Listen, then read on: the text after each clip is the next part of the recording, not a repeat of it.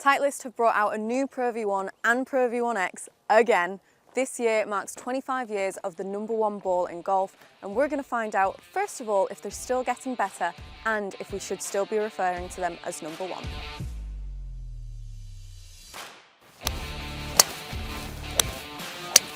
This is a really hard challenge.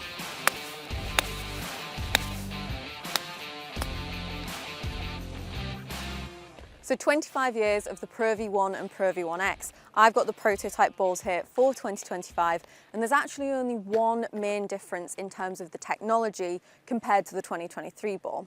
So we've got a new core in this golf ball, and what Titleist are saying is you're going to see more ball speed, more distance from the tee, but then also more control and more spin around the greens. So it sounds pretty good. At the moment, Titleist have 26 players that have put this ball in play, and they've said that 38% of them have seen an increase in ball speed by around 2 miles an hour. So pretty good. I'm not exactly sure how much of a difference I'm going to see between the 2025 and the 2023 ball, but we're here at Westcliffs. I'm going to test them out in a few different scenarios and let you guys know what I find. So starting off with a few chip shots around the green here. Now Titleist say when they're fitting somebody, they're going to fit them from green to tee instead of tee to green, because around the greens and the control there, they see that as the most important part of the game. Now, I've got the Pro V1 here. I actually play a TP5X, which is kind of somewhere in between the Pro V1 and the Pro V1X. TP5X feels like a Pro V1X, but performs more like a Pro V1. I'm more bothered about the performance than the feel, so that's why we're going in with the Pro V1 here. So straight away, I can tell this feels very nice and soft. Obviously, we would expect that compared to me using a TP5X ball, but definitely very nice to hit, as we'd expect from the Pro V1.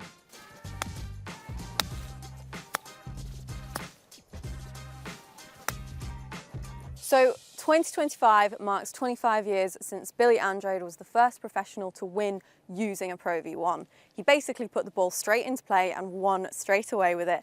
And ever since, the Pro V1 and Pro V1X have dominated the category of the golf ball. And even now, if you look at the stats from this season, you've got 70% of PGA Tour players using the Pro V1 or Pro V1X and 76% of LPGA players.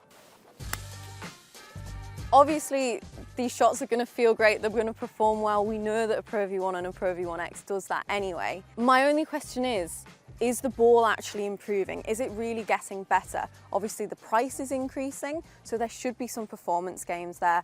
We are going to take these balls out onto the golf course. We've got the foresight, and we're going to dive into some of the data to see if we can really see a big change in the performance there. So I'm out on the golf course here at Westcliffs. I'm going to take both the new and the old Pro V1 out on the course, see how they perform. We've also got the foresight set up, so I'll be able to talk you through the numbers and see if there's actually any difference between the 2025 and the 2023 version.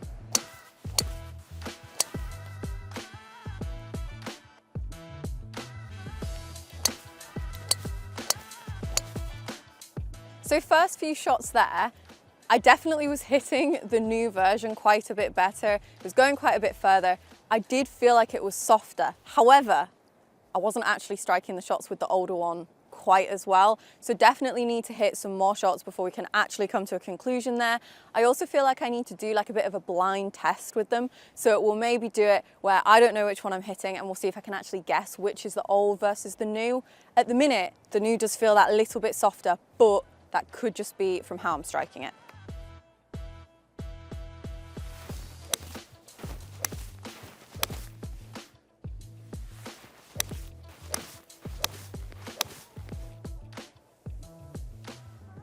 So obviously, as I said earlier, I actually use a TP5X ball. The reason I started using that was almost purely for the Pix design when putting. With the Titleist balls, you don't have that kind of like design features to them, but something that is new with the 2025 balls is they have added a different alignment aid to them.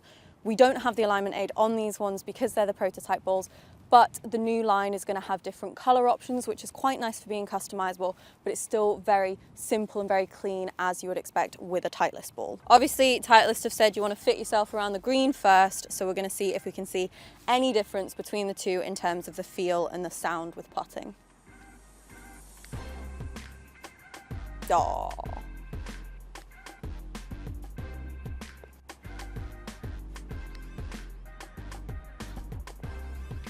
I mean, other than the fact that I hold the two older Pro V1s and I miss the two newer Pro V1s, I honestly think they sound pretty much exactly the same and they feel exactly the same. Really don't think I could tell the difference on putting, but let's hit a few more putts.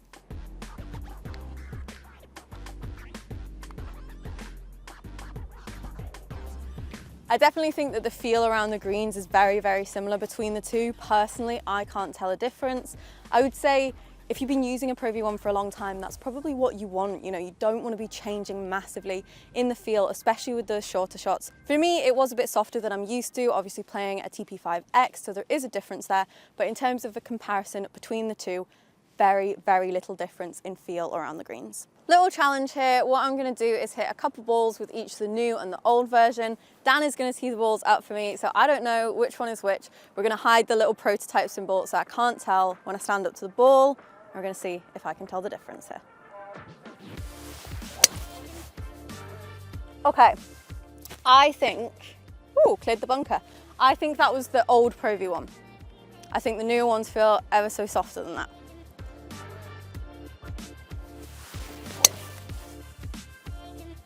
Oh, but see, now I think that's the old Pro V. They felt really similar. I was hoping they were going to feel quite different. Those two felt really the same. Dan might have played a blinder there and put the two old Pro V1s first up. I need these to feel really soft now, so these will be the new ones is what I'm hoping.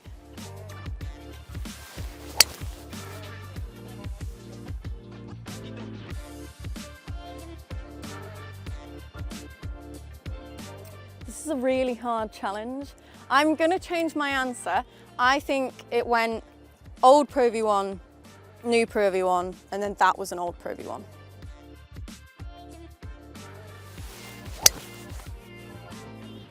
That was nice. I think that was the new Pro V1. It's gone the exact distance as the shot beforehand. This is a really hard challenge. I chose to do this challenge and I'm regretting my choice now, but I think it was old, new, old, new.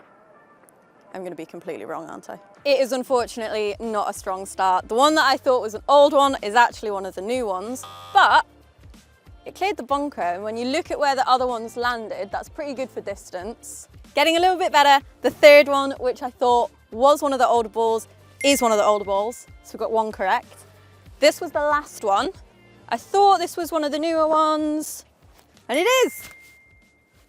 Okay, which means the one over there that I thought was one of the newer ones must be one of the older ones. So, got half of them right, half of them wrong. Maybe there's not actually that much in terms of the difference in feel, but we'll have a look at some of the numbers from the GC Quad and see if there's much of a difference in terms of performance.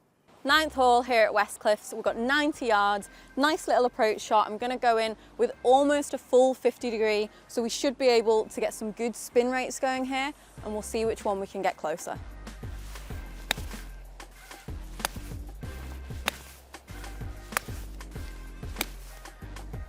As we've seen out on the course, in terms of feel, they seem to be very, very similar. Also looks like the way they're performing, there isn't a massive difference that you can tell out on the course, but I've hit loads of shots from different scenarios and set up the foresight, so we're going to look into the data and see if we can pick anything out from the averages. Starting off with the wedge shots, looking at the ball speed, I know it's not something that you're really interested in too much with the wedge shots, but there is a half mile an hour increase in the 2025 ball compared to the 2023, which I guess is what you'd kind of expect from the claims Titleist are making. The impressive thing with the wedges was that the spin was quite a bit higher with the 2025 ball, so 500 RPM higher on average than the 2023. So quite a big increase there, although the carry distances were still very, very similar. Coming on to the 7-iron, quite a similar thing that I was finding there. So again, the ball speed ever so slightly higher with the 2025 ball, literally only by just half a mile an hour. With the carry distances, I was getting exactly 1 more yard with the 2025 ball compared to the 2023, so definitely a little bit of an increase there. In terms of spin, it was very similar with the 2025 ball getting 50 RPM more than the 2023 ball. With the driver, I saw ever so slightly more of a difference. So looking at the ball speeds for a start, I was getting almost 1 mile an hour more on average with the 2025 ball. The spin was also a little bit lower on the driver, about 300 RPM lower with the 2025 compared to the 2023. And then I was also getting on average an extra 6 yards of carry with the 2025 ball. So that's quite impressive in terms of the distance for the driver. Obviously not too much of a difference in the shorter irons, but potentially a little bit more control with the spin and consistently slightly more ball speed. As we set out on the course, I couldn't tell the difference in terms of the feel. I thought I could, but obviously I couldn't quite. But we can see there is a slight improvement in the performance. Very impressed with that extra carry distance on the driver. So the 2025 ball is living up to Titleist claims. So Pro V1 golf balls, are they still getting better? From today's testing, we can see that there are improvements a little bit in the ball speed, obviously only very slightly at half a mile an hour, maybe 1 mile an hour more. There was definitely an increase in the spin and the control with the shorter irons, which was good, and quite a bit of distance increase coming onto the carry distances with my driver. That was the thing that I thought was the most impressive. Now the golf balls are getting more expensive, going from 50 to 52 pounds, so a £2 increase. I guess the thing is, if you're going into a pro shop and you're buying some Pro V1 or Pro V1X golf balls, you're not necessarily going to get to choose between if you want the 2023 or the 2025 balls. You're just going to have to take that £2 increase whether you like it or not. However, it is good to see that the performance is improving in line with what Titleist said. Let me know what you guys think. Is that amount of improvement that I saw worth the price increase? And do we think that 25 years on, the Pro V1, Pro V1X is still the #1 ball in golf? Thank you guys for watching and subscribe for more.